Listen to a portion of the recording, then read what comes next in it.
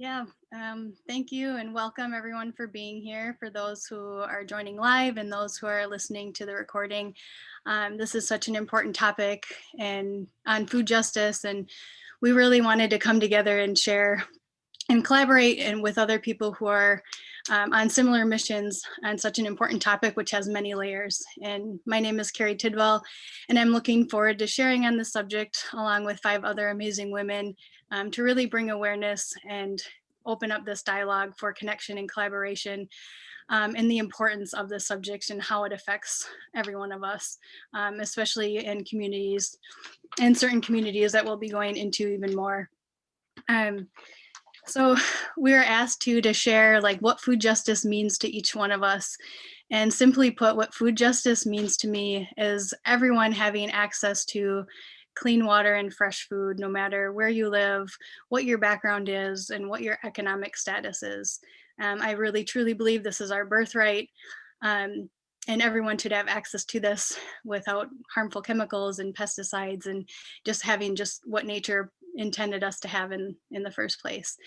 And when I was thinking about that, I was thinking it's amazing and incredible that we can fly airplanes to all these different countries and collaborate and connect with schedules, but yet this food and water thing has not been figured out yet. And it's such a huge topic and a huge mission. And so I really truly believe we can do so much more together than we can do by ourselves. Um, and so I'm going to share a little bit about my journey and how I got into this, and then we'll hear from the other women on certain things and how it's affecting the planet and our health and our communities. And so, like most people in America, I feel like I was overfed and undernourished. I remember eating bowl and bowl of cereal, thinking I was doing something healthy for my body as a young kid. I remember watching the TV commercials and seeing the characters, and then about having the toys at the end. And so I remember getting excited to go to the grocery store and going down that cereal aisle and all the bright colors and picking out the cereal that I saw in the commercials. And so I grew up eating this thinking this was a good thing because it had whole grains, and we were conditioned to think that we need to have whole grains and dairy. And so I ate a lot of that, but still just didn't feel like I was satisfied. And that's why I would eat bowl after bowl. And growing up, I suffered with ear infections. I was always in chronic pain with that. And I remember crying a lot, not understanding why that was happening to me. And I grew up on antibiotics, and fast forward years later, I had to get tubes in my ears at age 5. And I was always like wondering why this is happening to me and maybe not someone else, or why is this happening to so many kids. And as I got older, I suffered with weight stuff and digestive issues. And I felt like I had symptoms that were supposed to be in your 80s that I was having in my 20s. I had a hard time getting out of bed. I remember going to the doctor, like something's not right. I was getting lightheaded every time I stood up. I got misdiagnosed, and I knew I had to take my health in my own hands because doctors didn't really study health and nutrition and natural healing. And I knew that's the path I wanted to go. And so I was in search for like, why am I having chronic pain and this inflammation all the time in my body with digestion and bloating and stomach pains every time I ate? I just didn't know the answers. So I was in search for the truth about health, which led me to one of my favorite teachers. About 6 years ago, I learned about Dr. Robert Morse and regenerative healing and detoxification. And as I started studying and learning from him, I started applying what I was learning and seeing results in my own body and feeling like, oh my gosh, like this is the missing link. How is this not common knowledge? And I started to make these transformations, and this like had this laundry list of things that got better that I thought was just common. Like I thought it was normal to get allergies and normal to get sick every year. And my menstrual cycle I suffered with. And so once I made these changes, all these things got better. And I was like, how is this not common knowledge? And wanted to share it with people. And so I started working with clients and seeing results. And then I also realized not everybody wants to make these lifestyle changes. Um, and then as I started sharing more, I learned not only does some people not want to make these changes, but some people can't afford to make these changes. And learning about food deserts, and certain communities didn't have access to fresh foods and didn't have the awareness about the importance of food as medicine. And what I learned from my teacher is that there's certain foods are more acid forming or alkaline forming in the body, and we're taught and conditioned to eat more on the acid side of chemistry, which is what most people do in America. And that's what I was doing, thinking I was eating healthy. And food labeling, that's a whole nother subject within food justice. But and when you see sun chips that say heart healthy on them, or chocolate milk that has DHEA that's good for the brain, all these things are misleading and can be really confusing for the average consumer, and was for me growing up, because I thought I was doing the right thing, following the food pyramid and eating whole grains and dairy. And what I also learned from him was dairy is one of the most mucus forming, congesting foods on the planet. And we're taught and conditioned to think we need that for our health and bone health. And so I drank a lot of that. And I believe as parents, we don't want to see our kids and our children suffer. And if my parents had this awareness, if they just simply changed my diet and had me get off the dairies and the processed foods, I could have avoided all of that suffering with the ear infections, which led to antibiotics, which led to digestive things, and so on and so forth. So really wanting to share this awareness about using food as medicine and the importance of food, and not just eating healthy, but maybe eliminating a lot of things that are causing harm in the body. So as I started to do this for myself and share this with others, it was a really common story for other people around my age suffering with autoimmune stuff. And I was like, there's more to the story. And what I learned a few years ago is glyphosate is patented as an antibiotic. And Hello? hi. And glyphosate is welcome. Is one of the ingredients in Roundup, which is sprayed over a lot of our food and our parks. And one of the highest levels of glyphosate, back to the cereal thing, is Cheerios is one of the highest levels of glyphosate. And we're, told this is heart healthy. And so I was giving that to my daughter, unaware that it had, and glyphosate isn't patented as an antibiotic, which stands for against life. And so if we're consuming this on a regular basis, it's in our food, it's in our parks, it's a water soluble toxin, and affecting us. We can accumulate more chronic illnesses as we get older, which some other ladies will be getting into more details on that. So really wanting to connect and collaborate with people who are on this mission to share this awareness and offer solutions. So if some people are feeling overwhelmed of like, where do I even start? That was me years ago, of like, all the chemicals I was bringing in my home and the stuff that I was eating, I had no idea of all the pesticides and how this was affecting my health.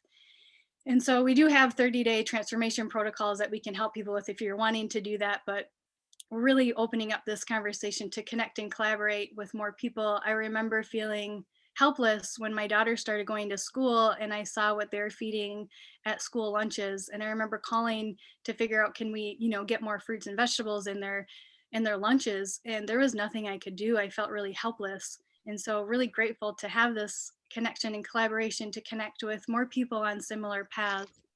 And I was recently talking with my husband, who shared with me, or one of my husband's friends, who I was like sharing my passion with, of like wanting to bring this information out to empower people to understand about health, and what we can do and connect together with eating real whole foods and the importance of it, and using food as medicine. And he was like, um, you have to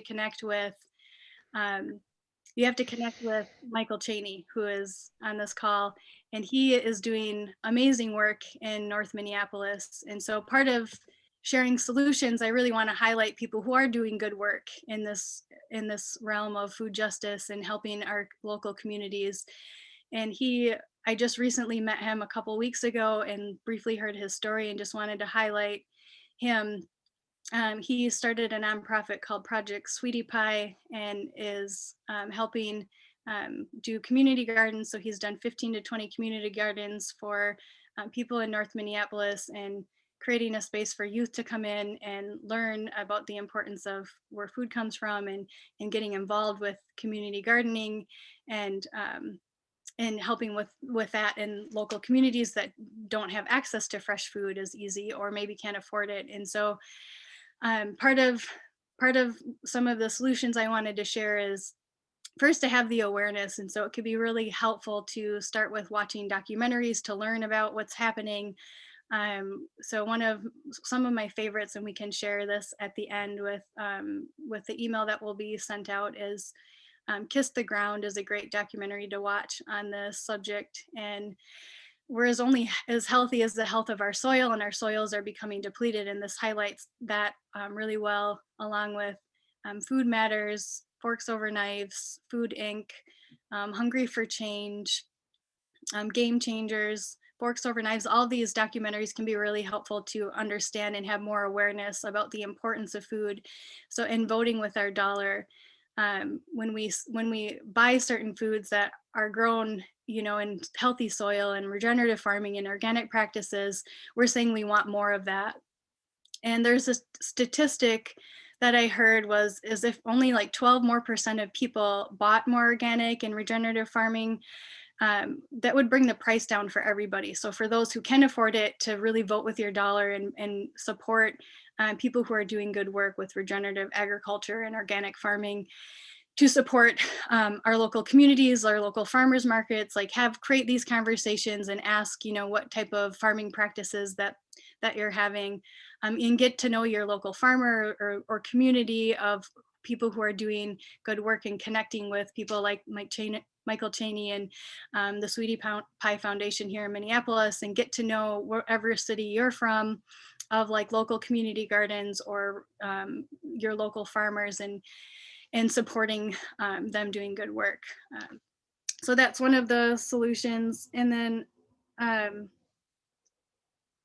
voting with our dollar, and just having this awareness of where our food comes from, and using food as medicine is so important.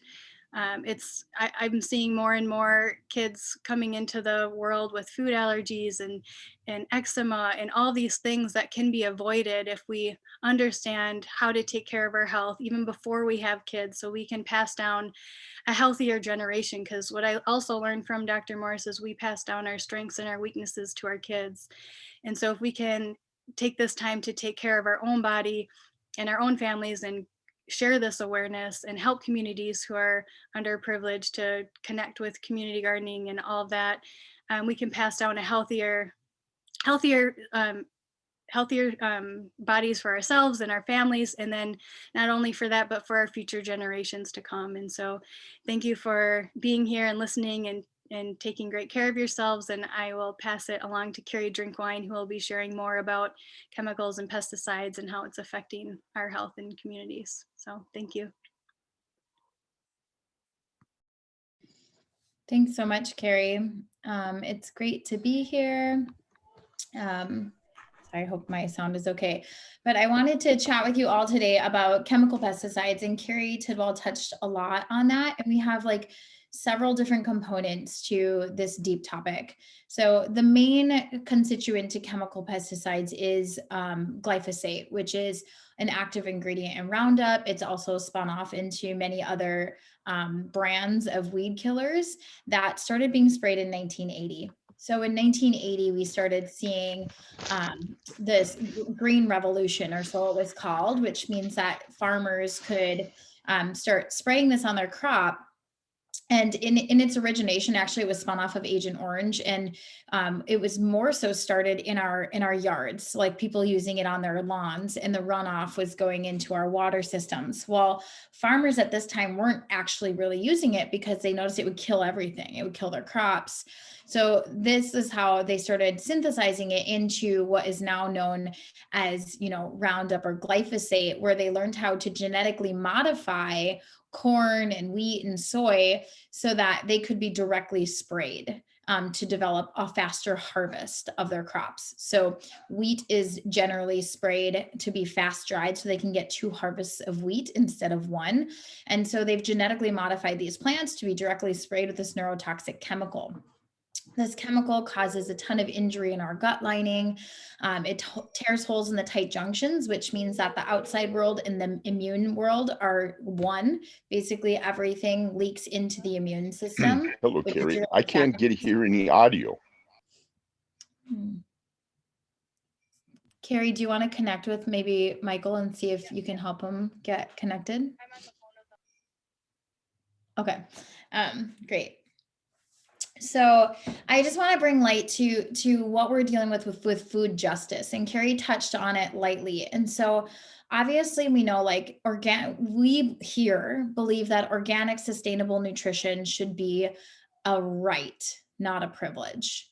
And unfortunately, it's become a privilege because of the cost, because of the pricing, because of food deserts, because of, how did we get where we are? So I'm going to show you my screen. And I don't know if you can make me host to give me screen sharing possibilities, Mary Beth.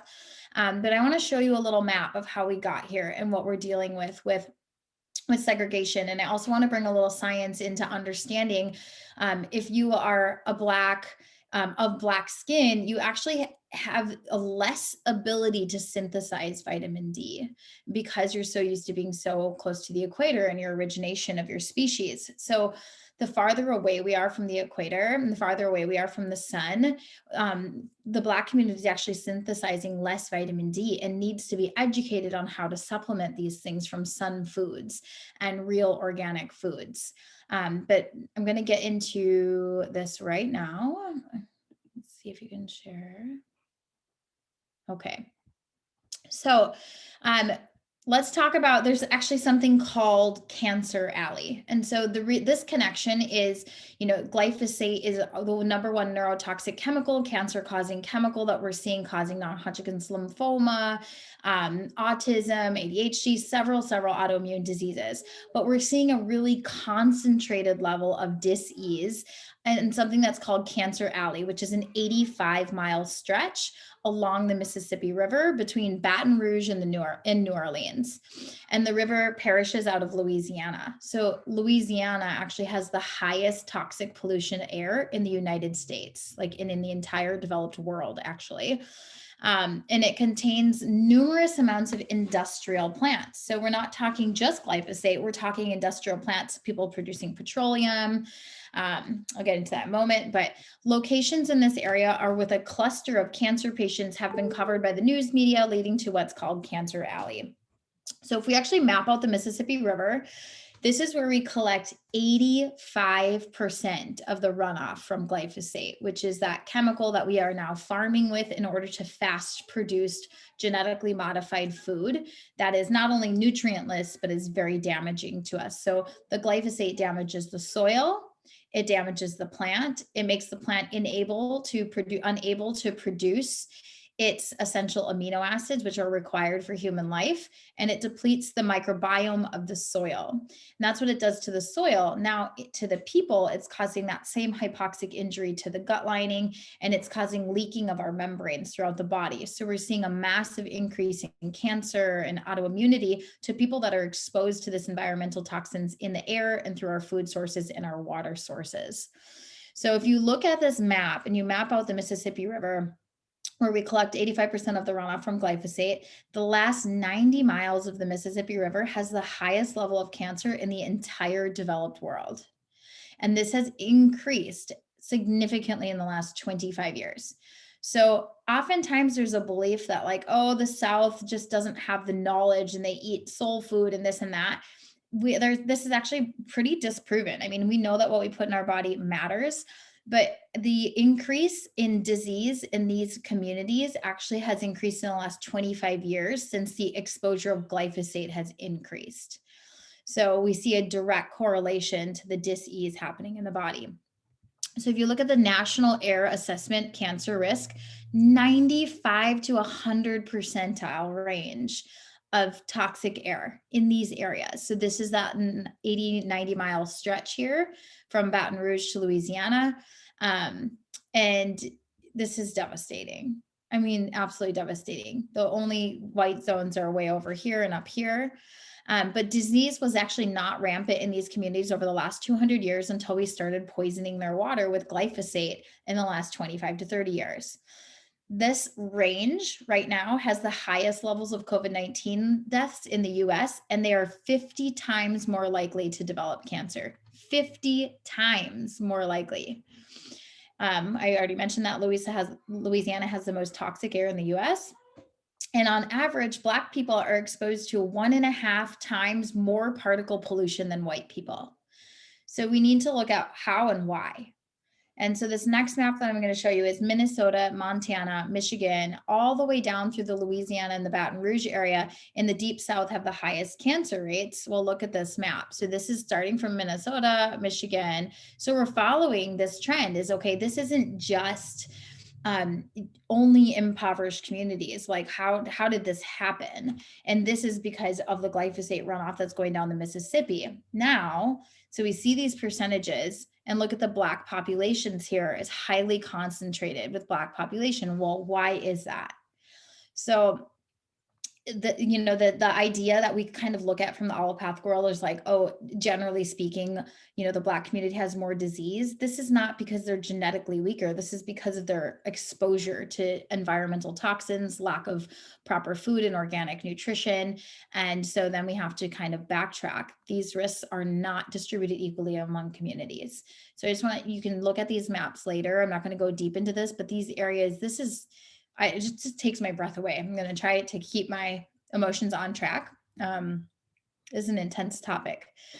So at the end of the Mississippi River, there's actually a dead zone larger than the state of Texas where all life is dead, where all the glyphosate has run off. So we're killing Mother Earth and we're killing all the people that are surrounding this area. So here along Cancer Alley is the history of the communities go back to slavery. So now we're going to break down, how did this happen? How do these food deserts happen in these disproportionate areas? So there's housing discrimination and racial segregation. And this started with the sugar plantation. So back when slavery was abolished, the Black communities that were actually living on the sugar plantations, we started to establish their communities right where they used to be, enslaved, because there was a thing called sharecropping. And sharecropping was when white plantation owners would give Black farmers a portion of their crops for labor.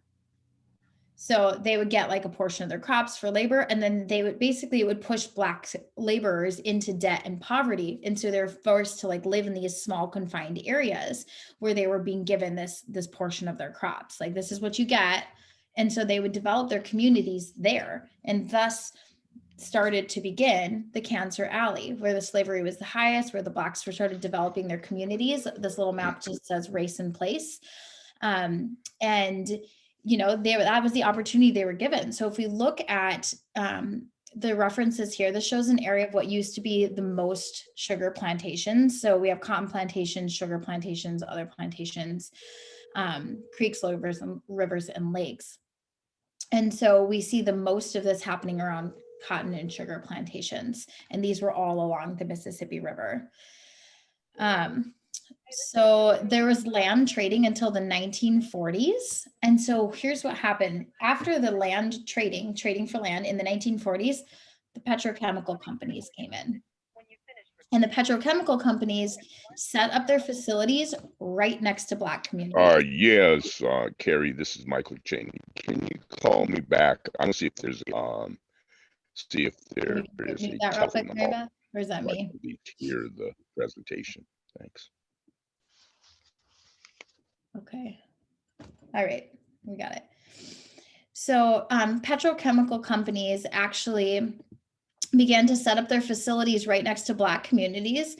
But here's the bigger problem. It's not only did they set up their chemical companies next to Black communities, but the jobs at the plants didn't actually go to the Black community. So they were left exposed to high levels of environmental toxins, jobless, and they were suffering from pollution, poverty, and sickness. And so this shows the PM2.5 distribution by race, which is the exposure of environmental toxins. And so 34.5 tons a year is exposed to the Black community and 18.8 tons to the white community. So this is how we're starting to see the disproportion of disease is not related to genetics. It's related to basically slavery and the way that we've created these land blocks of impoverished communities. And then these chemical companies aren't valuing these communities and are setting up their jobs there and then hiring white people to come in. So Robert Bullard, look him up. He's a professor in urban planning and environmental policy at Texas Southern University. He's written 18 books on this topic, and he's so incredible and inspiring. And I love that he's sharing lots of solutions. So take a look into him and you'll learn just a ton. But right now we're looking at overall, I've had a little more statistics here, is like in these, what we've done is not only these chemical companies have set up, but now we have farmers right now. I'm going to stop my share really quick. Hold on 1 second. That's everything I had. Yes. So we are currently not even food independent anymore in the United States. So because when basically Agent Orange came out, we realized that we couldn't use Agent Orange. It was too toxic. It was then spun as a pipe cleaner. And then that pipe cleaner was killing off water. And then they redistributed it as a weed killer. And they found out how to genetically modify our crops so that they could be directly sprayed with this weed killer. Then we started disproportionately spraying along these areas. The chemical companies came in after these impoverished communities were developed. So they're being disproportionately affected. That's the summary, essentially. But in addition to that, Monsanto was birthed in 1980, which is now Bayer. We've been sold to Bayer, which is, your other pharma company. We are now basically German owned. So all of our essential farmland is German owned, and we are not food independent at all. And we grow most of our food is imported from other countries. So like in Kansas, 1 in 4 kids go to bed hungry, and they're growing soybean and corn oil and things for microplastics and fossil fuels and modified corn syrup. So we're not actually growing food here.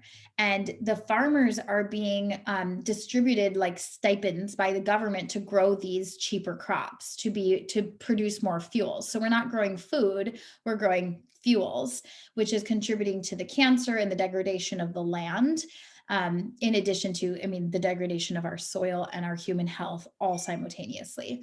So we don't even have food independence anymore here in the United States. And we have a disproportionate impoverished community in our BIPOC communities. So we are here to bring awareness to this and to be solution based. And I think Mary Beth is going to talk more about solutions and all of that. But I just wanted to come and share, like, here's the facts, and we can help these communities and we can bring awareness to this, and voting with our dollars is the number one thing we can do. But we also have to look at, a lot of these communities don't have the opportunity that white-skinned people have. So how can we make change? How can we help redistribute wealth? How can we help with organic farming? And some of my favorite, if you're local in Minneapolis, is one, just education first. A lot of the BIPOC community, not only do they live in a food desert, but they can't afford organic food, and they don't have this knowledge or education or support. So if we can share our voices and then share that suffering can be optional and share resources. My favorite here is called Sisters of Camelot. It's an organic, 100% organic produce food drive that hands you 2 bags of organic produce every week, every Thursday. They're around Minneapolis. So we can start helping our impoverished communities. Maybe we can, get bags for them if they don't have a car. But there's a lot of things that we can do on this level, in addition to, our business that we are structured here as the Million Mom Movement and in redistribution of wealth. So I won't go into that because I believe somebody else is. And we're just really excited that you're here and that we're having this really tough conversation. So thank you for your time, and I'm going to pass it off. All right. Thanks, Carrie. My name is Shay, and I go by she, her. And first, just want to acknowledge the land that I am currently living on, which is in Minnesota. Dakota, Lakota, Nakota, and Anishinaabe land. So I want to give honor and recognition to the land in which I have the privilege to reside. And so before I kind of dive into some of the history of why we are even experiencing this injustice in the first place, which Carrie did hit on some of that, I will go ahead and share with you what food justice means to me, what it looks like to me. And Carrie Tidwell mentioned some of this too. But food and land sovereignty is what food justice looks like to me. So when people have this full control of their food supply and have the autonomy and the freedom to grow and protect their agricultural practices, equitable access to fresh, non-GMO, organic, pesticide-free food, and that is affordable. Is obtainable to low-income communities. And as most of us know, organic food is twice as high as conventional. Well, there needs to be a shift in the system to make it either free or much less of that cost. What food justice looks like to me as well is, it's again, these spaces, this land sovereignty, garden spaces free of charge. That also include teachings from master gardeners and nutritionists. Michael Cheney's here too, and maybe he'll share a little bit more about his work later. I'm glad that you're here. Food support and delivery to BIPOC communities as a form of reparations from what was stolen and taken away from us. So when looking at the beginning and root of food injustice and the why, we have to recognize and acknowledge that food justice equals food sovereignty, food justice equals food security, food justice equals racial justice. We cannot have food justice without any of these other things. So in essence, we are looking at 400 years of racist and oppressive systems that have been literally designed to segregate and keep BIPOC communities from flourishing and being well. So those of us know, even if you don't live in America, that this country here has a vast history of these racial disparities that have influenced the physical, mental, and emotional health of Black and Indigenous peoples. And Rikyrah is going to share more on that mental and emotional health and how that's been impacted by the food and what's available, and predominantly in those communities of color. The history of Black, and Indigenous peoples are part of the ancestral lineage that I identify as. And so I'm just going to go over a brief history of some of the dark history, I should say, where most of this injustice began, as a way of moving forward into the work of food justice. Again, we have to acknowledge and honor the history of the Indigenous peoples and slavery. So as we know, slavery, not only did slaves live on the edge of malnutrition due to poor food allowance, but the food that they were being fed were the scraps from their masters that resulted in a style of cooking that birthed out of survival, essentially were soul food derived. So many slaves that were given sufficient food allowance were given food far from being balanced in nutritional terms. Meals which contain a lot of pork and corn and high starch foods, which are hard on the digestive system, but also directly linked to higher risk of diabetes, heart disease, and obesity, some of the things that have been mentioned already. I also want to note the Indian Removal Act of 1830, enacted by President Andrew Jackson, who forced Indigenous peoples, namely the Cherokee, the Cree, the Chickasaw, Choctaw, and Seminole tribes, to move from their cultivated land and farms in the South to unsettled Western land, and what became known as the Trail of Tears, and where 1/4 of natives died as they traveled thousands of miles west in horrible conditions. Their new federally owned land was not ideal for growing crops, and they were used for growing years prior. So they were forced into an area where the land was foreign and where they couldn't grow and flourish in the way that they had prior. And so we can read throughout history this continuation of Indigenous peoples being forced from their fertile land to areas of dry and arid land where farming became more and more challenging. And then, of course, you have the part of the history where the government continues to step in and control and take over in providing foods that are highly processed and related to high blood pressure and lots of disease. The Homestead Act in 1862 during the Civil War, which was supposed to grant land access to all Americans for 160 acres, including free slaves. Well, the process to secure the land had a mixture of fraud and racism. By the end of the act, it was white families that took the majority of the land and profited from it. And there was even a Southern Homestead Act that was offered exclusively to African Americans, as a large percentage of the land was unfarmable. So either that land was either heavily wooded or covered in swamps. So this time in history that we really have to think about, and if you don't know these parts of history, I encourage you to look deeper into it, because when we're talking food justice, we have to understand the history of the injustice.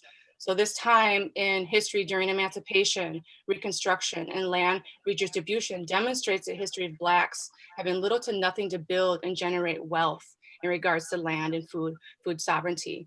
And Carrie Drinkwine spoke on this too, is the sharecropping and these discriminatory lending practices, which after the Civil War, free Blacks were still seeking economic independence and autonomy during that Reconstruction era. And the 40 acres and a mule policy, where African Americans saw an opportunity to work their own land after years of servitude, sharecropping did become dominant, as was mentioned, where Black families had to compromise, right? And have land and rent small plots of it that they had to work and in exchange give the portion of their crop to the landowner. So, sharecropping, yes, was also seen as another type of servitude and slavery, and left generations that we still see today of families impoverished and in debt. And so also want to just hit on the more, so that's the history, and then present day, which Carrie Drinkwine didn't hit on some of that too, is redlining is a big part of this injustice and this very racist oppressive system that exists within the food justice world. Redlining, right, is that discriminatory practice that puts certain services and products and loans funding out of reach based on race and ethnicity. So while redlining is an illegal practice, it is another yet dark reality that communities of color have to face all the time. And there were, different grants and funding opportunities and for Blacks and Indigenous peoples, BIPOC communities throughout history, and for more present day, after the Civil War, I should say. In the 1960s, the federal government encouraged the Small Business Association to give loans to Blacks who were encouraged to open fast food franchises within their communities, which does shape that negative narrative that fast food is part of Black culture. And so, communities of color being intentionally constructed with processed food chain stores and liquor stores and other stores that carry these products that are directly linked to poor health outcomes. Now, we also know that, the area code data shows us that the area code in which you live has an impact on your health and the outcomes. So in thinking about change and some solutions, a lot of beautiful ones were shared, which I agree with, and follow the chat box and you'll get a recording and a list of things that we've talked about here too. But there's some really great resources and books and organizations. But we really need to make sure that that diverse voices are heard and honored. So Black and brown bodies, events like this and many, many others, we have to make sure that those Black and brown bodies and voices and faces are part of these types of conversations all the time, and are respected and honored, and for BIPOC folks to also to lead these agricultural initiatives. So we have to support those initiatives that are taking place, Sweetie Pie, Project Sweetie Pie being one of them, a few others I'll share in just a moment. And for those that have the means to give, freely, to donate generously to these organizations in support of food justice and land sovereignty and Black owned businesses that are bringing healthy food to the community. So one organization that I did want to highlight, and Project Sweetie Pie is a part of that, is the Midwest Farmers of Color organization. And so I won't say too much because Michael is here and maybe he wants to share it during our Q&A time. And I will put the website in our chat box. But essentially in 2020, over 45 farmers of color came together to talk about a farmer-led racial justice work and the need for us to have spaces to organize socially, economically, and politically.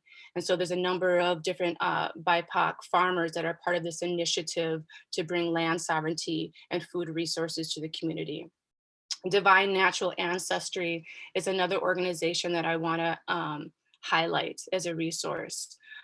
So they grow food on urban land. It's a group of 3 women, and make it accessible to BIPOC communities free of charge. And what's really sweet about their organization is, you know, they set up different shops around the city to give free food to communities of color, but they also provide delivery. So making it more accessible to people by bringing it straight to you, the seeds. And so we need the community, the economic gatekeepers and privilege to support some of these grassroots initiatives. And I also wanted to say one of the other projects and work that I'm a part of is the Angela Day School for Progressive Education and Liberation. And this isn't a school that I'm really excited about because it's going to be a charter school, but we're also calling it a farm school. And so we plan to have young people learn agricultural practices and farming practices. And it'll be predominantly children, student families of color, I should say. And so those 3 organizations I'm going to share in the chat box in just a moment here. Encourage you to check it out, donate if you can, check out the work that they're doing and support. And I think that's all that I had at the moment. So with that, I'll go ahead and pass it over to whoever is next. I think it's Rita. Thank you so much, Kelly. Appreciate you sharing. And my name is Rita Flemming, and I live on the stolen lands of the Chumash people who stewarded this land for 15,000 years and subsisted upon the resources here, the plants and the animals and the fish in sustainable ways. And I want to speak to how food injustice and land injustice and climate crisis are all side effects of how we've been treating the earth like a commodity instead of a relative, and how we've been separated from the living, breathing ecosystems that we're really part of. And so food sovereignty to me is about having choices. It's choices of where our food comes from, how it's produced, and what it is that you're eating. And if you're eating food and if you're living on land, which we all are, then these are subjects that are important to all of us. And some of the largest threats to food, health, and climate justice have been lack of access to land and capital by Black and Brown and Indigenous peoples through those extractive energy sources such as dams and chemical agriculture and mines and oil companies and nuclear waste, all of which impact our air quality and our water and our health, and that access to culturally appropriate foods, as well as connection to places and traditions. And as Kelly was bringing up and touching on, between 1776 and 1887, 1.5 billion acres of land were stolen from Indigenous nations in the US, either due to executive order or treaties that were signed under duress. And as Kelly was saying, the food system is built on stolen land and stolen labor of Black and Indigenous and Latino and Asian people of color. And access to land is the #1 barrier for people of color to feed their communities healthy, fresh food. And white landowners currently control between 95% and 98% of farmlands in the United States. And they also receive 97% of agriculture-related financial assistance. So that number is hugely skewed today due to this history that Kelly was sharing. And 80% of wealth that is generated is actually generated from passing down property. And so because of this lack of property, on average, a white baby is born 10 times wealthier than a Black baby today. And as Kelly was sharing about redlining, this has impacted BIPOC communities, and it not only impacts, the communities and the mortgages and not giving loans, but it also segregates communities and pushes them into further away from city centers, further away from natural spaces, closer to highways and factories and hazardous waste facilities. And all of this is leading to greater risk and exposure to pollution, greater risk and exposure to climate-related disasters, such as hurricanes and floods, as well as the gentrification and displacement. And yes, the greatest determiner of health is our zip code. And that's should not be the case. So discrimination from the USDA actually caused Black farmers to lose 90% of their land between 1910 and today. And I want to highlight the BIPOC voices who have been really instrumental in the food and land justice movement. I just wanted to speak to those important facts and lead off of what Kelly was sharing. So I'm curious who knows Fannie Lou Hamer. So Fannie Lou was, she was refused the right to vote. And she was also fired from her job for attempting to vote. And she was harassed on her way home by police and was fined $100 on the charge that her bus was too yellow. And so in 1969, Fannie Lou launched the Freedom Farm Cooperative, the FFC, and she bought up land that Blacks could own and farm collectively. And with the assistance of different donors, she purchased 640 acres of land and launched a co-op and a store and a boutique and a sewing enterprise. And she also single-handedly ensured that 200 units of low-income housing were built, and some of those still exist today. And Booker T. Whatley. Booker T. was born in 1915, and he grew up on a farm with 12 siblings. And he grew up seeing the number of Black farms declining and the remaining ones struggling to compete with the industrialized agriculture. And so Dr. Whatley created the Clientele Membership Clubs, which is the foundation of our CSAs today. So we can thank Booker T for that. And Dr. Whatley also focused on regenerative agriculture and improving the livelihood of farmers through direct marketing and through movements called, Pick Up Your Own and Farm to Table. Those are also Dr. Whatley's works through his intersection of organic agriculture and social justice. And Dr. George Washington Carver was born into slavery, and after the abolition of slavery, he sought out an education and he studied agriculture. And through his studies, he really came to understand the importance of crop rotation and soil chemistry.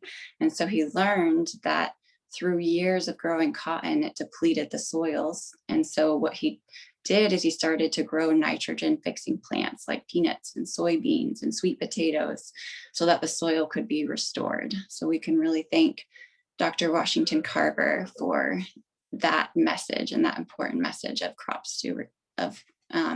rotation.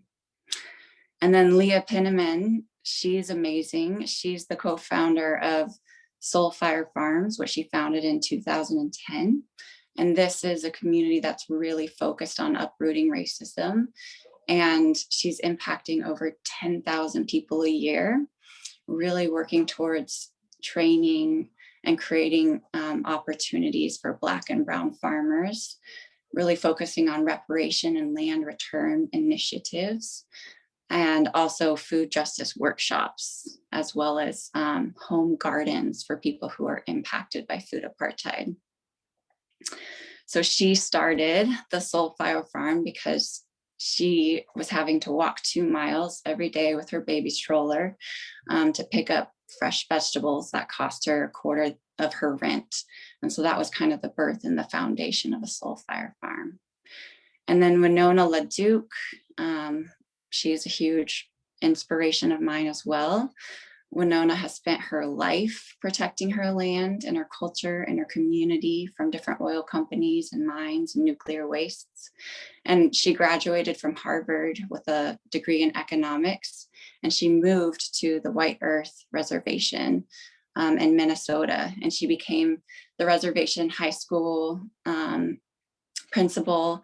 And then she also got involved in recovering promised lands to the Anishinaabe people that were promised to them in federal treaty. So she's been a huge part of restoring some of these lands to her people. And it's really important to acknowledge that Indigenous peoples represent 4% of the world's population, yet they steward 75% of the world's biodiversity. That's a huge number. And 70% of the world's foods are actually grown by indigenous communities and small farms outside of that $13 trillion profit industry of Bayer and Syngenta. So Winona is the founder of Honor the Earth, which I highly recommend checking out. And she's working to create energy justice on tribal lands. So Indian reservations are the windiest places on the continent, and wind power from tribal lands could satisfy 32% of US electricity, and solar production from tribal lands could generate enough to fuel the country 2 times over. So she's really amazing and bringing these renewable resources back to the community, and really asking that we all look at this because 60% of our fossil fuel energy is lost from point of origin to point of consumption. So that's a ton of waste.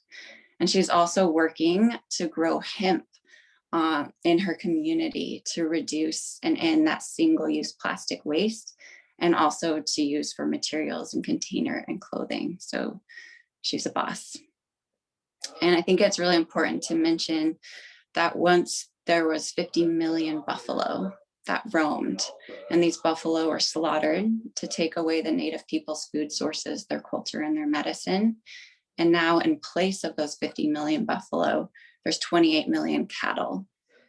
And the buffalo did not require the fossil fuel industry to support them through feedlots and grain, because the buffalo lived on 250 species of grass. So that's what renewable systems looks like.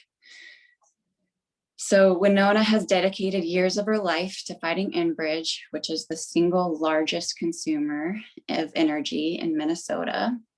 And Enbridge has 7 pipes that carry 75% of the tar sands into the US.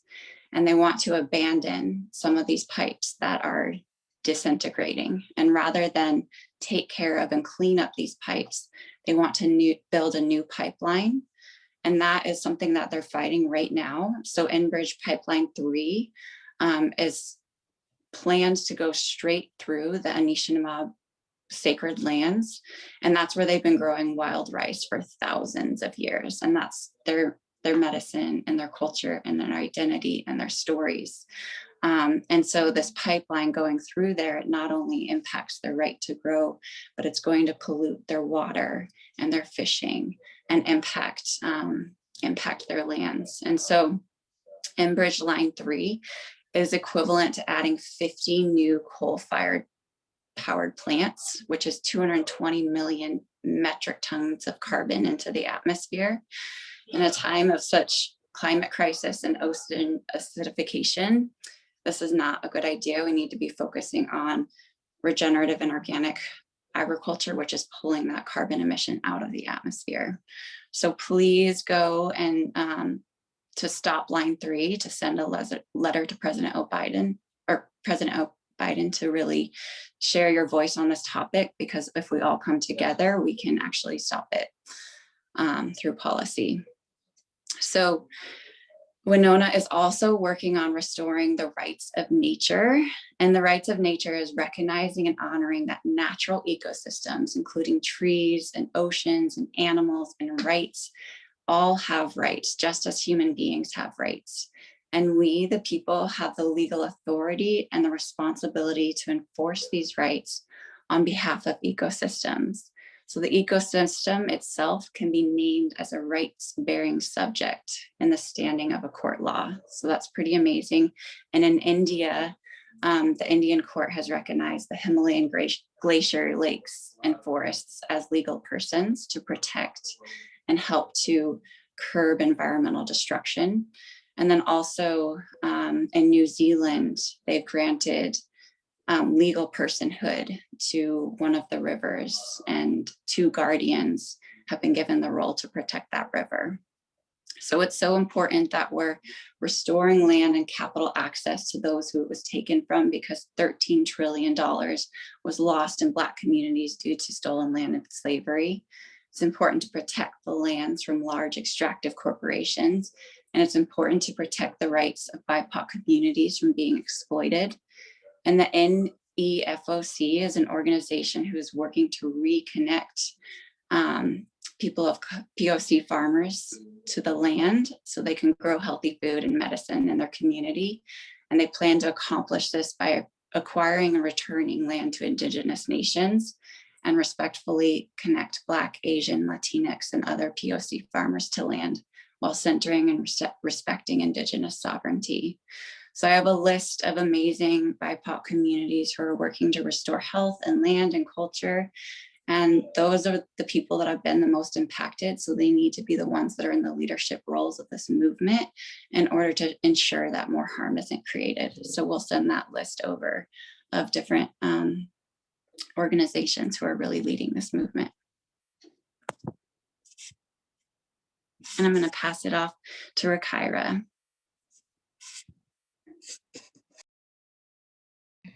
Thank you so much, Rita, Kelly, Carrie, Drinkwine, and Carrie Tidwell for sharing so much deep information, deep, very educational and very important that we all understand what's going on and how it started and, what also is being worked to change. And I'm talking about the food and the mental and the emotional health in the food justice. And what food justice means to me is that living in Minneapolis, Minnesota, in the South Side, family originally grew up from Mississippi, so the Deep South. Family from Chicago, we learned about just cooking with oil, processed foods, meats, and that was about it. So a lot of that, I come from a single mom who dealt with alcohol and drug abuse. So she continued to use when she was pregnant with me, and then when I was also born, my brother was born. Luckily, we are doing okay in the health world. However, mental health was something that really took a part in my life and really almost pretty much took a toll in my life, where depression and suicide was actually my best friend, if you want to say it. The lack of, and so I'm just going to read this. So the mental health includes our emotional, psychological, and social well-being. So it affects how we think, feel, and act. It also helps determine how we handle stress, relate to others, and make choices. So mental health is important at every age of life, from childhood and adolescence through adulthood. Mental and behavioral disorders are among the leading causes of disability in the US, according for 13.6 of all years of life lost to disability and premature death. So, an increasing emotional and mental health in African American and Indigenous communities. Indigenous health, a huge amount of diversity among the Indigenous communities in the US. They share some common cultural threads, having close attachment. So, and as Carrie spoke upon, Kelly and Rita, about the land being taken away, that has a factor of the mental health in a lot of African American and Indigenous families and communities. Because if you're of African American descent, chances are you don't necessarily know where you come from. So you don't really understand the land that you're on because you don't really know who you are. So a lot of that, and understanding where you come from and actually putting back the land and understanding where the land comes from, bringing the name, Minnesota Ojibwe, understanding also the language narratives that we have. The word Black, which came from colonization. It's to literally depict white and Black. When you say the word Black, what does the word Black mean? It means catastrophe. It was pretty much to determine of if you were in this section or if you were in this section for slavery and segregation. So that's why the narrative and changing the narrative, especially when we have children, to understand where we come from, like changing our lake to Lake Bidimakaska. Really understanding what it means to really come back to understanding what the earth and how the food and clean food, how we can actually regenerate back to our clean food, back to the health that we need to. And so food and mental health, emotional health has a lot of effect on the communities in certain areas where they do block off, where you go to the north side in a certain part of the community and you have grocery stores, but then you have about maybe a third of the grocery has actual produce, whole foods, and then maybe a fourth of that produce have organic foods. So you're already walking into a store that is providing all this emotional and depression and suicidal vibration, mental health disorders, autoimmune disorders, but you have no idea because this is what you grew up on, because you don't, you're not understanding, well, if I drink this, if I eat this, that this actually might make my brain a little foggy. This might actually make my mood a little down. You know, this, I don't know where I am. I just, and then you have a lot of communities where you're like, oh, there's so and so crime, black on black crime. There's all this drug. Well, it's because these communities are being brought to this. This is what's being brought to these communities. So, and then being able to have welfare, but then you're not able to have organic food during certain opportunities to be able to pay for your own food. A single, as a mom of two, understanding that, well, you can help get aid, but however, you're limited of what you can do.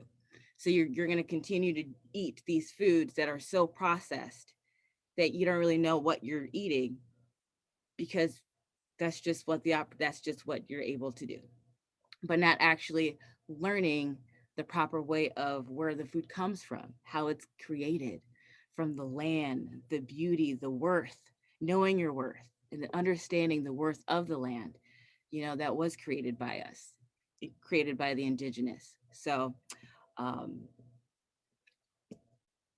it's just now, as we are talking about this and we have heard the facts and everything, what can we do now as a community to help the mental and the emotional health as well as the physical in the indigenous land?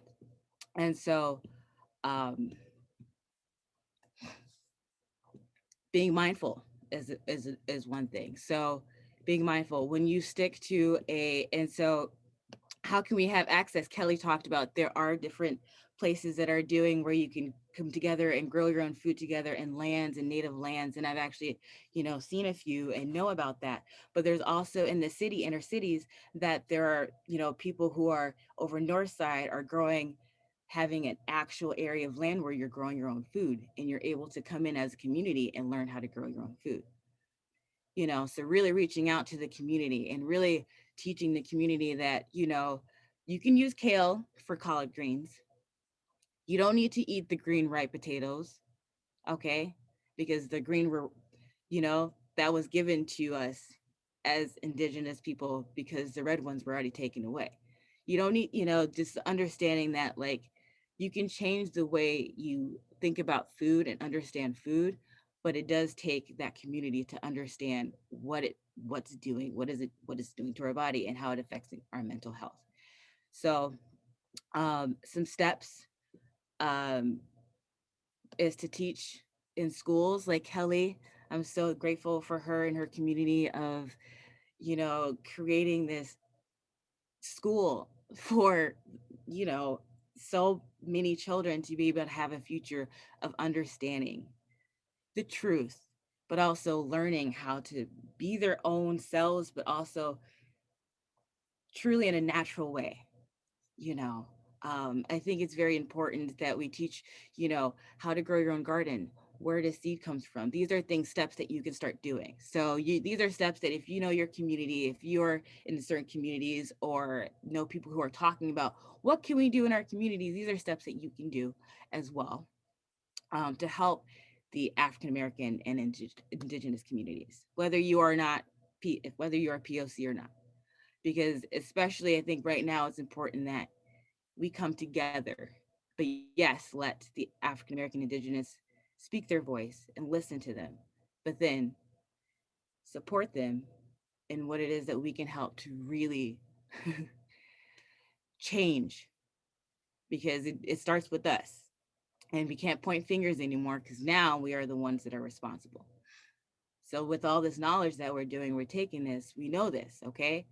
So you teach your community how to grow a garden, where the seed comes from, classes, community gardens, outdoors, um, plant-based vegan soul food cooking classes for the family. Because I know my family always loved soul food, you know, but I have someone who's making vegan soul food. It comes from the soul. It doesn't necessarily mean that it has to be all certain type of foods, but it comes from your soul.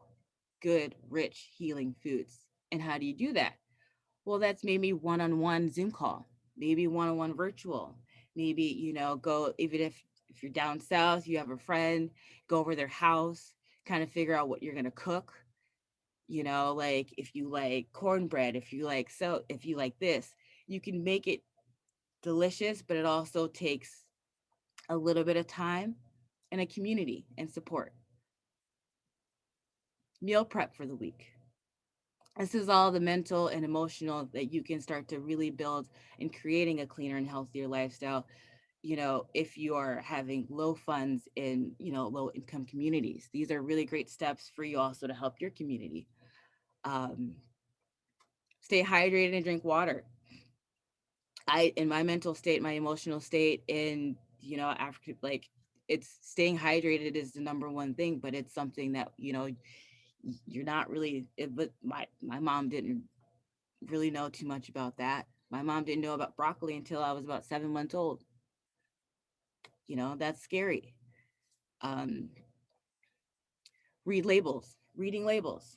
We talk about this, reading the labels. If you don't know where it comes from, chances are it might not be for you. It's very important. But also sharing this with your community, your BIPOC, POC community as well. Having a conversation about this. It's, I have people on here. I have a dear friend on here. She inspires me. She's a raw chef. She told me the truth about raw foods, and that it's how it tend to be the best. And I was like, what? I didn't even know about that. I had no idea that eating just raw foods was something that you could do. I always thought you had to cook it. So really changing how we look at how our food, where it comes from, but also how we can create it in our communities and in our families. I said virtual cooking classes. Check out a local co-op, but then there are places that are food deserts. So how do you have a co-op? Okay. Maybe start to grow your own food. Maybe if you have a small spot, if you have an apartment, little tray, have little cups, compostable, biodegradable, get some dirt, some clean dirt, and just start growing your own seeds. It starts with us to also understand that this land has been stolen, but you know what? We're working to really build it back up. So really understanding that the mental and the emotional is where everything can falter, because if you're not eating clean food, then how are you able to actually thrive and then really make a change on this land? So also a huge thing is seeking therapy for the mental and emotional. African Americans and Indigenous, through years, I've known that seeking therapy was kind of frowned upon in the African American world. Oh, we don't need therapy. Black people don't need therapy. Actually, African American Indigenous are people of color are actually the ones that need therapy the most. Finding eligible ways to express how you're feeling, healthy ways how you're feeling, is also a way of understanding that is clean food. Voicing what's going on in your body, that's clean food. my tummy hurts. Okay, why is your tummy hurting? Are you eating this?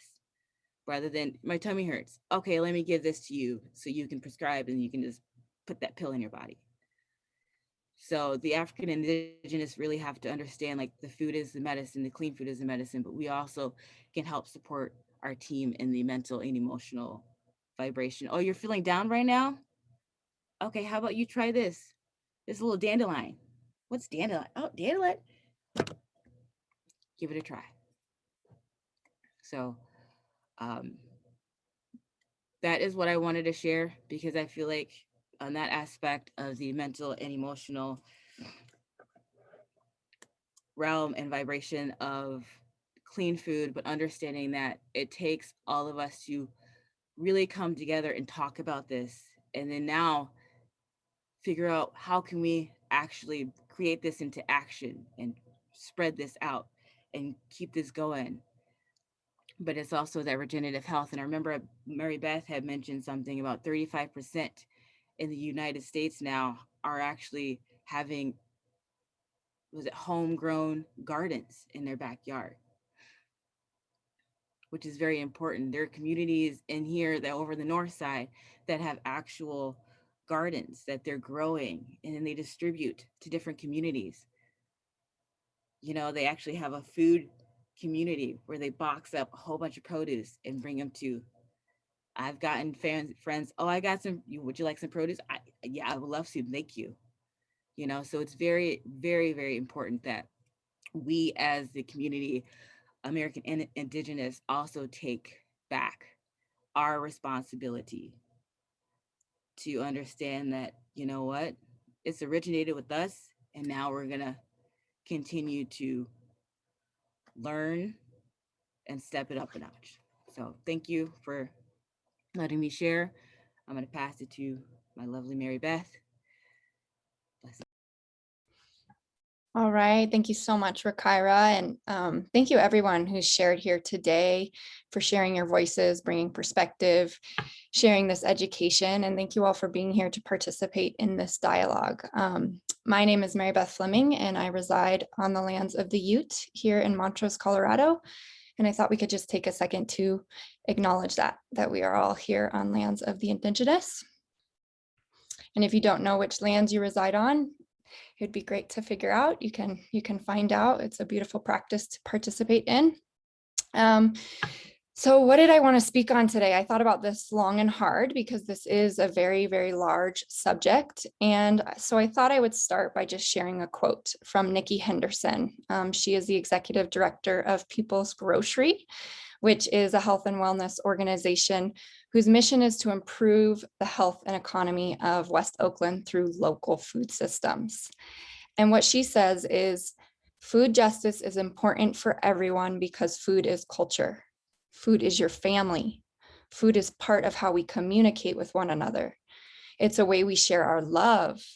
Being able to enjoy and prepare food that actually nourishes the body and keeps us healthy is connected to our ability to stay sane as human beings. And I love this quote because it really just demonstrates how healthy food is a basic human right that shouldn't be determined by economic or social class. But unfortunately, because of we've heard, because of the need for power and money and ownership, we have lost touch with this idea. And the access to healthy, real, and fresh food is not a basic human right in our current day situation. So as many of the speakers have been speaking about, before these lands were taken from the Native Americans lived in harmony with nature, received her nourishment and gave back her nourishment, living in sustainable ways. And one quote that I've always loved from Malcolm X is, all revolution is based on land.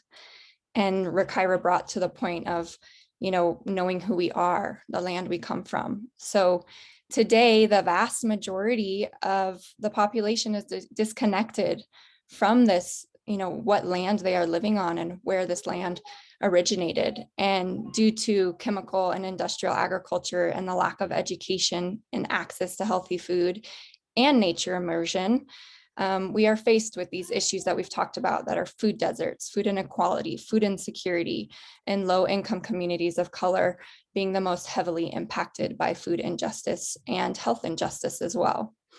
So what I wanted to bring forth to the conversation today is a dialogue around inspiring you to listen, to go out and listen to your BIPOC communities, to go out and do the personal education around the matter. Education of what determines real food versus unhealthy food. Education around how does food affect our mental and emotional and physical states that Rikyrah was speaking to. Education on around how to grow food, even growing sprouts or growing windowsill gardens, education around distribution and the production of food, education around the history of our food, which yes, goes all the way back to slavery and what Kelly was speaking to, the 1830 Indian Removal Act and the Homestead Act, and the fact that the US Army was killing off buffalo populations to starve out the Native American populations into submission. This is all part of that history. And I personally feel that it is one of my duties residing on the land I reside on to go seek out this type of education and understanding so that we can all be part of the solution and that we can all be involved in some way, shape, or form. And first and foremost, if you want to be involved in any type of movement, I think it starts with choosing the community that you want to be part of, whether it's a community garden, like we've been talking about, maybe a faith-based group, maybe a food bank or a co-op, a food policy council, or engaging with others who are working towards systemic change through local food movements. And one of the movements that all of us here on the call are part of is called the Million Mom Movement, which is basically an effort to get 1,000 parents/caretakers in 100 communities, spreading health, well-being, and economic opportunity around organic nutrition with at least 10 families each. And by doing that, we would become 1 million strong. And we also offer a scholarship. So in the last 2 years, we as the Million Mom Movement have supported over 64 families with scholarships for organic nutrition. Many of these families have been of BIPOC community. And the beauty of that is if you live in a food desert, this scholarship can very much benefit you because we actually ship the organic nutrients to your doorstep. So you don't have to go travel anywhere to receive the nourishment. And currently the scholarships are $1,250 worth of organic superfoods over a 3-month period. And it also comes with a business opportunity from home that allows one to help redistribute the wealth into their own family, their own community, and really sustain a better financial situation to sustain a healthier lifestyle in general. So Rikyrah was actually a recipient of the scholarship, and that's how we are connected here today. So just thought I would bring that up. If you want to learn any more about the Million Mom Movement, you can go to millionmommovement.info to check it out. And you can also connect with any one of us here and we can share more on that. And then in lieu of providing solutions and just sharing some of the work that's happening that people are doing right now within the food justice movement, I wanted to highlight a few organizations, and we will be sending out an email with lists of other additional organizations that you can, be a part of, donate, get involved with, learn from, share your voice, share your creativity within these organizations. So one, I'm going to reiterate the Soul Fire Farm that my sister spoke to. And this is, a Black-led food justice organization in upstate New York. And they have for many different programs, particularly for the youth. They do city garden programs, community farm days, and they also have an amazing farmer immersion course that is specifically for BIPOC individuals. And since 2012, they've had over 350 graduates, and 83% of those graduates are to this day farming or otherwise involved in producing food in their local communities. So that's really amazing. They also hold practices of honoring their relatives, feeding communities, doing seed sovereignty, and really this philosophy of each one, teach one. So if you'd like to volunteer or donate, like I said, get involved, you can head over to soulfirefarm.org to see what they're up to over there. The other organization I wanted to highlight is over on the West Coast, is the People's Grocery, like I was speaking to. And it's actually part of a national collaborative food movement of organizations that are committed to strengthening and expanding the youth food movement in the United States. So working towards the youth understanding how to regenerate urban dwellers' connection with the land and the soil so that we can work towards a sustainable future together for many generations to come. And you can head over to globalonenessproject.com, and there's a really amazing video on what People's Grocery is doing over on the West Coast that really highlights the local food movement in the urban cities, growing food in the urban cities to get food in people's hands that live in food deserts. And then I wanted to highlight some of the indigenous food movements that are happening. There's one called Native American Food Sovereignty Alliance and also the White Earth Land Recovery Network.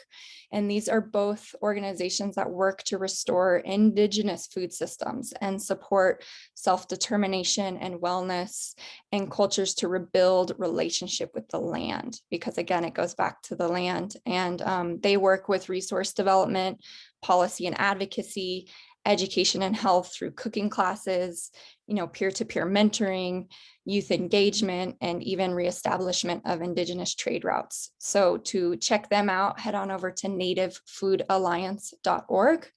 And again, maybe you can donate or, just participate in some way, shape, or form. And then there's also a lot of movements happening with the youth. And to me, this feels one of the most important areas to focus just as we move forward, focusing on future generations. And there's one conference called Rooted in Community that actually brings together youth groups, ages high school and younger, and it's all centered around food justice. And for this annual conference, they learned from educators throughout the nation on how to build the next generation of food justice advocates. So I feel that this conversation and awareness with the youth again is really something to highlight in a way to really make change within this systemic issue of food injustice. But these are just a few of the organizations working towards racial justice and bringing farming and food and to the conversation and examining the history and the present context of white supremacy in the current food system that we have here. So I will leave you with that, and just by saying, that knowledge is power and involvement creates change. So hopefully you leave here today feeling inspired to learn more or educate more in one of these areas about how to get involved in the food justice movement in a way that focuses on inclusion, diversity, and really it starts with us and our voices. So thank you all so much for being here today. And we're going to open it up to a short question and answer. And Michael, I know that you're on the line, so if you feel inspired to pop off and share about what you're doing in your community, we'd love to hear that as well. So thank you all so much. Feel free to pop off mute.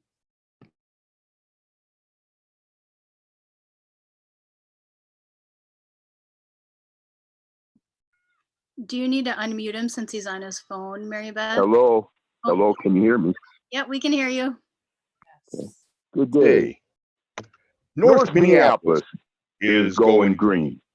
Give us a call and learn what we mean. Gardens without borders, classrooms without walls, architects of our own destiny, access to food, justice for all. And now, like sweet potato vines, our missions and goals all intertwine. Good day, everyone. My name is Michael Cheney. I'm an activist and organizer. In the 1980s, I started the Juneteenth celebration in North Minneapolis. In the 90s, I was the founder of the Wendell Phillips Credit Union. And in 2010, when North High came under attack, I was part of a group called Afro Eco. And we were sitting around commiserating about the threatened closing of a school because we felt that it was the heart of any community. And so we approached the school and started Project Sweetie Pie. The story of a community that came together, worked together, for the common good of the youth and families of his community, for it takes a village to raise a child. And so that's what we've been doing. We started 5 years ago, we created the first urban farm legislation in the nation, and where across the state of Minnesota, any nonprofit, faith-based organization can apply to the Minnesota Department of Agriculture to get seed money to train young people. And I could go on forever, but I will stop there. I just came back from Atlanta. I'm trying to create an exchange program between the North and the South. I call it the Great Migration.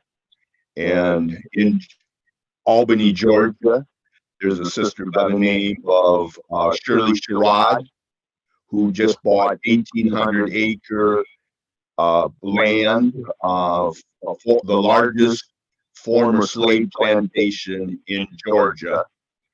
And so we hope to create a pathway to higher education for the youth and scholars from the South coming north, and youth and scholars from the north going south, so that they can learn about their history, their culture, and the contributions that African Americans have made to democracy.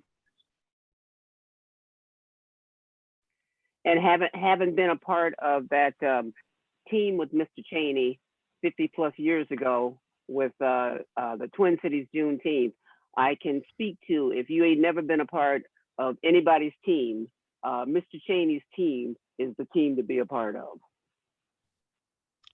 Bless your heart, right, child. Mr. Cheney. Yes. Thank you, Julie. Indeed. And he didn't pay me to say that either. Welcome back, my brother. Hey. I just want to step in and just thank you, Michael, for taking the time to be here as a visionary and a leader for so many in North Minneapolis and communities at large in the Twin Cities, BIPOC communities and allies that are supporting your work.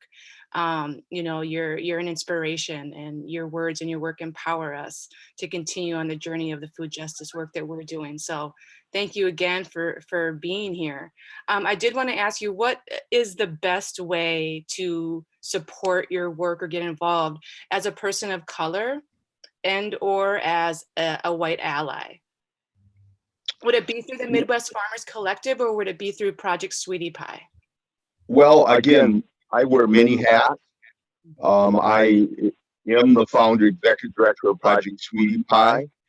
That beget our collaboration with the university, which is called Growing North Minneapolis.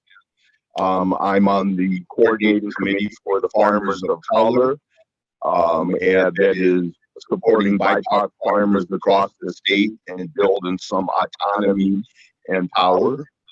And so I put in the chat, I put my email and my telephone number with Michelle Shaw and others. We birthed a Rights of Nature personhood effort here in Minneapolis, Minnesota. And so, again, I wear many hats. We have an initiative called the Family of Trees. You can certainly go to familyoftrees.org. And we are working now on creating North Minneapolis' first food forest. Is going to be at 2210 Emerson. And that initiative is called Shared Fruit. And so we're really moving toward collective cooperative ownership, building a green movement locally, nationally. And if I may, to tag on to that, I'm also working with a new and emerging, up and coming Vegan by Nature with Tanya Seasway Jackson Nissen, who is a vegan chef coming out of North Minneapolis as well. She had a pop-up yesterday at Rikyrah, which is a vegan grocery in St. Paul. And after we finish there, Then we also went to feed the protesters and the apartment dwellers and the family, and we'll be doing that again today. And I can also add her information to the chat as well. I've forgotten about that for a moment. Yep. Every other Sunday we have started this vegan pop-up market for those who live in the Twin Cities under the leadership of Heather Klein and Condi Seasway and others. We are creating a marketplace and really trying to transform the culture. I really think that urban farming and local food production is the latest iteration of the civil rights movement. And so we need to be cognizant of that and bringing all hands on deck because this is an abolitionist movement. Poverty is slavery. Make no mistake about it. It's socially engineered, and it's only through those of us who are well-intentioned that we can really change those blemishes. If it would be enough just that slavery exists, but because of institutional racism, police brutality, many of those same after effects still exist. And that's part of our continued struggle and part of our continued resolution to try to come up with solutions. How do we develop democracy and plant the seeds of equity and inclusion to fuel our nation's future?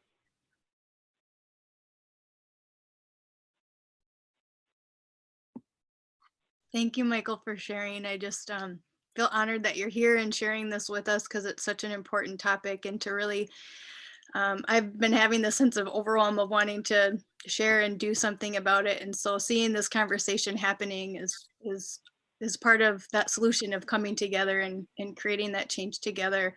That is so necessary. So well, thanks for inviting me, Carrie. Yeah, you're welcome. And thank you. We are all part of the solution. Mm-hmm. Yes. And thank you everyone for also sharing your voice and acknowledging the land that we're on. That's something I forgot to do. And it's just great to bring it back to learning about our roots and where we came from, and to move forward and to create this beautiful world together, to create, fresh food and clean water for everybody, which is our birthright. So thank you, Michael, and thank you. Is it Joellen Jackson who highlighted Michael Chaney and his work? And thank you everyone for being here and sharing your voice. And this is just the start of a beginning of a collaboration of how we can make this necessary change. I would appreciate if people would send me their emails so that we can begin an ongoing conversation. We can do that. And we will definitely include your information, Michael, in our follow-up email. So if you've signed up via the Eventbrite, we'll include Michael's information and all the other information so you guys can share and just get started. Hey. All right. Well, one love. One love. One love. Thank you, everyone, so much. Thank you so much. This is amazing. Thank you, everyone.